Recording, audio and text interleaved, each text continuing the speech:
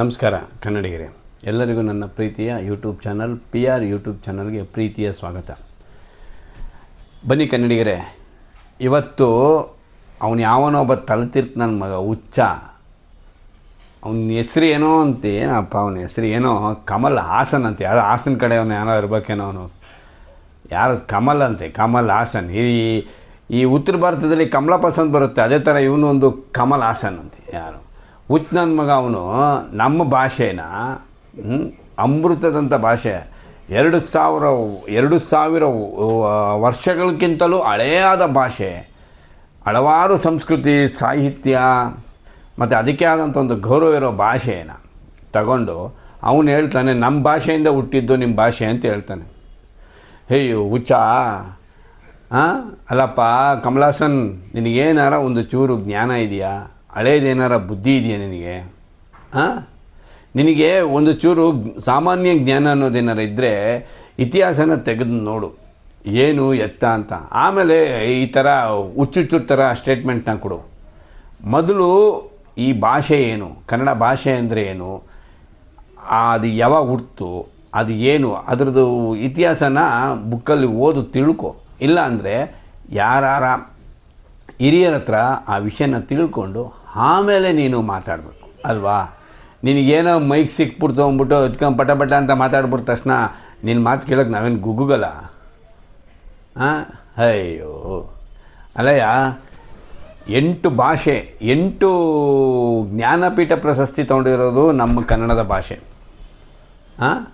8 ಅದರಲ್ಲಿ ಅರ್ಧ ಮಾಡು 4, ಆ 4ರಲ್ಲಿ ಅರ್ಧ ಮಾಡು 2. ನಿಮ್ಮ ಭಾಷೆ ತೊಗೊಂಡಿರೋದು 2 ಜ್ಞಾನಪೀಠ ಪ್ರಶಸ್ತಿ. ತಿಳ್ಕೋ ಅದನ್ನು ಫಸ್ಟು. ನಿಮ್ಮದು ಅಷ್ಟೇ ಜ್ಞಾನ, 2 ನಿಮ್ಮದು ಜ್ಞಾನ, ನಮ್ಮದು 8. ಅದು ಗೊತ್ತಿಲ್ಲದೆ ಮೇಲೆ ನಿನ್ನ ನಿನ್ನ ನಟ ಅಂದರು ನಿನ್ನ.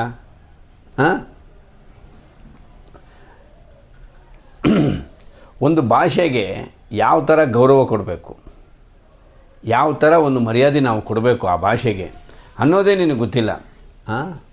ತಪ್ಪು ನಿಮ್ಮದಲ್ಲ ಬಿಡು, ನಿಂದಲ್ಲ ಬಿಡು, ನಿಮ್ಮ ಊರದೇ ತಪ್ಪು.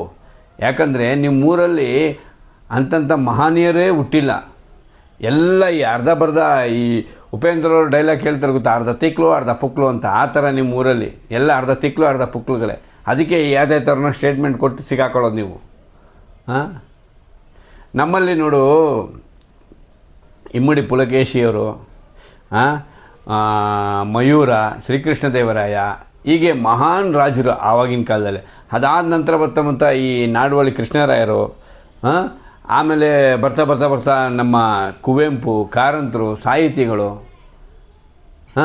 ಇವರೆಲ್ಲರೂ ರನ್ನ, ಪಂಪ, ಕುಮಾರವ್ಯಾಸ, ಸರ್ವಜ್ಞ, ಬಸವಣ್ಣ, ಇವರೆಲ್ಲ ನಮಗೆ ಸಂಸ್ಕೃತಿನ ಕಲಿಸ್ಕೊಟ್ರು.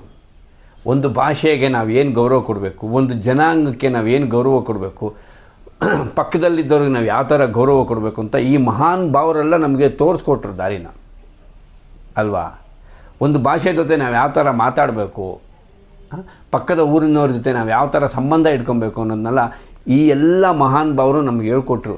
ಇವ್ರಿಗೆಲ್ಲ ಕಳಸ ಇಟ್ಟಂಗೆ ನಮ್ಮ ಅಣ್ಣವರು, ಆರಾಧ್ಯ ದೇವ ಅಣ್ಣವರು ತನ್ನ ಚಿತ್ರಗಳ ಮೂಲಕ ಇಡೀ ಕನ್ನಡ ನಾಡಿಗೆ ಒಂದು ಸಂಸ್ಕೃತಿನ ತಂದುಕೊಟ್ರು ಅಲ್ವಾ.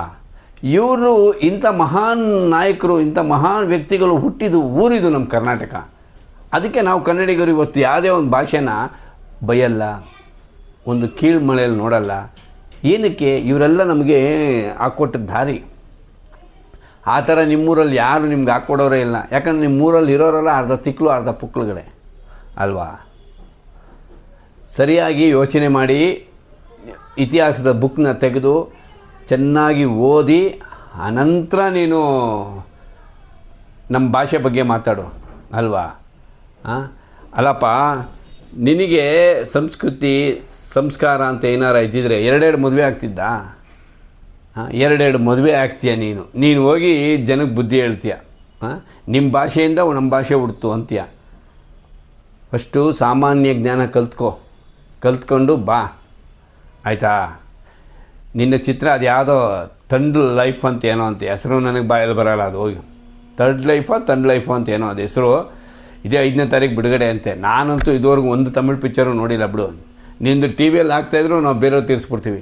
ನಿಂದು ಒಂದೇ ಒಂದು ನೋಡೋದು ನಾನು ಹಾಡಲ್ಲಿ ಯಾವುದು ಅಂದರೆ ಮುಂದೆ ಬನ್ನಿ ಇನ್ನು ಮುಂದೆ ಬನ್ನಿ ಅಂತ ಹಾಡು ನೋಡ್ತೀನಿ. ಏನಕ್ಕೆ ಅದರಲ್ಲಿ ನಮ್ಮ ಅಣ್ಣವ್ರು ತೋರಿಸ್ತೀಯ ನೀನು, ಅದಕ್ಕೆ ಅದು ನೋಡೋದು. ಹಾಂ, ಅದು ಬಿಟ್ಟರೆ ಇನ್ಯಾವುದು ನಿಂದು ನೋಡೇ ಇಲ್ಲ ನಾನು. ಈ ಸಲ ಕನ್ನಡಿಗರು ರೊಚ್ಚಿಗೆದ್ದಿದ್ದಾರೆ, ನಿಂದು ಈ ಚಿತ್ರನ ಬಿಡುಗಡೆ ಮಾಡೋಕ್ಕೆ ಬಿಡೋಲ್ಲ. ಹಾಂ, ಅದರಲ್ಲೂ ನಮ್ಮ ಸಂಸ್ಕೃತಿ ಇಲಾಖೆಯ ಸಚಿವರಾದಂಥ ಶಿವರಾಜ್ ಅವರು ಆಲ್ರೆಡಿ ಹೇಳ್ಬಿಟ್ಟಿದ್ದಾರೆ, ಅವ್ರ ಭಾಷೆನ ಅವ್ರ ಚಿತ್ರನ ನಾವು ಇಲ್ಲಿ ಬಿಡುಗಡೆ ಮಾಡೋಕ್ಕೆ ಬಿಡೋಲ್ಲ, ನಾನು ವಾಣಿಜ್ಯ ಮಂಡಳಿಗೆ ಪತ್ರ ಬರಿತೀನಿ ಅಂತ ಅವ್ರು ಹೇಳಿದ್ದಾರೆ. ಅವ್ರಿಗೆ ನನ್ನೊಂದು ದೊಡ್ಡ ಶರಣು. ಒಬ್ಬ ರಾಜ್ಯದ ಸಚಿವರು ಫಸ್ಟ್ ಟೈಮ್ ಒಬ್ಬ ಪರ ರಾಜ್ಯದ ನಾಯಕ ನಟನ ಚಿತ್ರ ಬಿಡುಗಡೆ ಮಾಡೋಕ್ಕೆ ಅವಕಾಶ ಕೊಡಲ್ಲ ಅಂತ ಹೇಳಿದ್ದು. ಇದು ನಮ್ಮ ಕನ್ನಡಿಗರ ಗೆಲುವು ಫಸ್ಟು. ಅಲ್ಲಪ್ಪ ಕಮಲಾಸನ್, ಮಣಿರತ್ನಮ್ಮು ನೀನು ಆವಾಗ ಬೆಂಗಳೂರಿನ ಜನ ಯಾರು ಚಿತ್ರ ನೋಡಿ ಗೆಲ್ಲಿಸ್ತಾರೆ ಅದೇ ನಿಜವಾದ ಚಿತ್ರ ಅಂತ ನೀನೇ ಹೇಳಿದ್ದೆ ಒಂದು ಸಲ. ನೀನು ಮತ್ತು ಮಣಿರತ್ನಮ್ ಇಬ್ಬರೂ ಹೇಳಿದ್ರಿ. ಏನಂತ? ಬೆಂಗಳೂರಿನ ಜನ ಯಾವ ಚಿತ್ರನ ನೋಡಿ ಗೆಲ್ಲಿಸ್ತಾರೆ ಅದೇ ನಿಜವಾದ ಚಿತ್ರ, ಯಾಕಂದರೆ ಬೆಂಗಳೂರಿನ ಜನ ಬುದ್ಧಿವಂತರು ಅಂತ ಹೇಳಿದ್ದೆ. ಮರ್ತೋಯ್ತಾ? ನಾವು ಕನ್ನಡಿಗರು ಬುದ್ಧಿವಂತರೇ, ನಿಂತರ ಅರ್ಧ ತಿಕ್ಳು ಅರ್ಧ ಪುಕ್ಲಲ್ಲ. ಭಾಷೆನ ಮರ್ಯಾದೆ ಕೊಟ್ಟು ಫಸ್ಟು ನೋಡು. ನೀನು ನಮ್ಮ ಭಾಷೆಗೆ ಮರ್ಯಾದೆ ಕೊಟ್ಟರೆ ನಾವು ನಿಮ್ಮ ಭಾಷೆಗೆ ಕೊಡ್ತೀವಿ. ನಿನ್ನೊಬ್ಬನ ತಪ್ಪಿಂದ ಇಡೀ ತಮಿಳು ಎಲ್ಲ ಭಾಷೆಗೂ, ತಮಿಳು ಎಲ್ಲ ಜನಾಂಗಕ್ಕೂ ಮತ್ತು ತಮಿಳು ಭಾಷೆಗೂ ಇವತ್ತು ಕನ್ನಡಿಗರು ಬೈಯೋ ಪರಿಸ್ಥಿತಿ ಬಂದಿದೆ. ನೀನು ಎಲ್ಲದಕ್ಕೂ ಬೈತಾ ಇರ್ತೀಯ ಅಲ್ವಾ? ಫಸ್ಟು ಹೋಗಿ ಕ್ಲೀನಾಗಿ ಕನ್ನಡದ ಭಾಷೆ ಅಂದ್ರೇನು, ಕನ್ನಡದ ಸಂಸ್ಕೃತಿ ಅಂದ್ರೇನು ಅದನ್ನು ಕ್ಲೀನಾಗಿ ಕೂತ್ಕೊಂಡು ಇತಿಹಾಸದ ಬುಕ್ ಓದು, ಇಲ್ಲ ಇತಿಹಾಸಕಾರನ ಕೇಳಿ ತಿಳ್ಕೊ ಕನ್ನಡ ಅಂದರೆ ಏನು ಅಂತ. ನಿನ್ನ ಚಿತ್ರ 5ನೇ ತಾರೀಕು ಬರುತ್ತೆ, ಬಿಡುಗಡೆ ಮಾಡೋಕ್ಕೆ ಬಿಡಲ್ಲ, ನಿನಗೆ ಲಾಸ್ ಆಗುತ್ತೆ. ನೀನು ಕ್ಷಮೆ ಕೇಳ್ಬಿಡ್ತೀಯ. ನೀನು ಕ್ಷಮೆ ಕೇಳಿದ ತಕ್ಷಣ ನಾವು ಮತ್ತೆ ಬಿಡುಗಡೆ ಮಾಡಿಬಿಡ್ತೀವಿ ಅಂತ ಅಂದ್ಕೊಳಕ್ಕೆ ಹೋಗ್ಬೇಡ. ನೀನು ಈ ಸಲ ಕ್ಷಮೆ ಕೇಳಿದ್ರು ನಿನ್ನ ಚಿತ್ರ ನಾವು ಬಿಡುಗಡೆ ಮಾಡೋಕ್ಕೆ ಬಿಡಲ್ಲ. ಸ್ಟೇಜ್ ಮೇಲೆ ನಿಂತ್ಕೊಂಡು ಅಣ್ಣವ್ರನ್ನ ಹೊಗಳಿದೆ, ಶಿವಣ್ಣನ ಹೊಗಳಿದೆ. ನೀನು ಅಣ್ಣವ್ರನ್ನ ಹೊಗಳಿದ ತಕ್ಷಣ ನಾವು ಕನ್ನಡಿಗರು ಸೈಲೆಂಟ್ ಆಗಿಬಿಡ್ತೀವಿ, ನಾವು ಕನ್ನಡಕ್ಕೆ ಬೈದು ಬಿಡೋಣ, ಅಣ್ಣವ್ರನ್ನ ಹೊಗಳಿದ್ ಬಿಡೋಣ, ಕನ್ನಡಿಗರು ಸೈಲೆಂಟ್ ಆಗಿಬಿಡ್ತಾರೆ, ನಮ್ಮ ಪಿಕ್ಚರ್ ಬಿಡುಗಡೆ ಮಾಡ್ಕೊಂಡು ದುಡ್ಡು ಮಾಡ್ಕೊಳ್ಳೋಣ ಅನ್ಕೊಂತೀಯ? ಅವೆಲ್ಲ ಸುಳ್ಳು. ನಮಗೆ ಚೆನ್ನಾಗಿ ಗೊತ್ತು ನೀವು ತಮಿಳವರು ಕನ್ನಡಿಗರನ್ನ, ಅದರಲ್ಲೂ ಅಣ್ಣವ್ರನ್ನ ಏನಕ್ಕೆ ಹೊಗಳ್ತೀರಂತ ನಮ್ಗೆ ಚೆನ್ನಾಗಿ ಗೊತ್ತು. ಏನಕ್ಕೆ ಅಂದರೆ ಒಂದೇ ಒಂದು ಕಾರಣಕ್ಕೆ, ನಿಮ್ಮಲ್ಲಿ ಯಾರಿಗೂ ಅಭಿಮಾನ ಇಲ್ಲ, ನಿಮ್ಗೆ ಇರೋದೆಲ್ಲ ದುರಭಿಮಾನ. ನಿಮಗೇನು ಅಂದರೆ ಇಲ್ಲಿ ತಮಿಳ್ ಪಿಕ್ಚರ್ ಓಡಬೇಕು, ಬೆಂಗಳೂರಲ್ಲಿ ಕರ್ನಾಟಕದಲ್ಲಿ ತಮಿಳ್ ಪಿಕ್ಚರ್ ಓಡಬೇಕು. ಅದಕ್ಕೋಸ್ಕರ ನೀವು ಅಣ್ಣವ್ರನ್ನ ಹೊಗಳ್ತೀರ. ಅಣ್ಣವ್ರನ್ನ ಹೊಗಳಿದ ತಕ್ಷಣ ಕನ್ನಡಿಗರು ಸೈಲೆಂಟ್ ಆಗಿಬಿಡ್ತಾರೆ. ಆವಾಗ ನಮ್ಮ ಪಿಕ್ಚರ್ ಆರಾಮಾಗಿ ಬಿಡುಗಡೆ ಮಾಡ್ಕೊಂಬಿಡೋಣ, ಚೆನ್ನಾಗಿ ದುಡ್ಡು ಮಾಡ್ಕೊಳ್ಳೋಣ ಅಂತ ನಿಮ್ಮ ಇದು. ನಿಮ್ಗೆ ಯಾರಿಗೂ ಅಣ್ಣವ್ರ ಮೇಲೆ ಅಭಿಮಾನ ಇಲ್ಲ, ಸುಮ್ಮನೆ ನಾಮಕಸ್ತಗಷ್ಟೇ ನೀವು.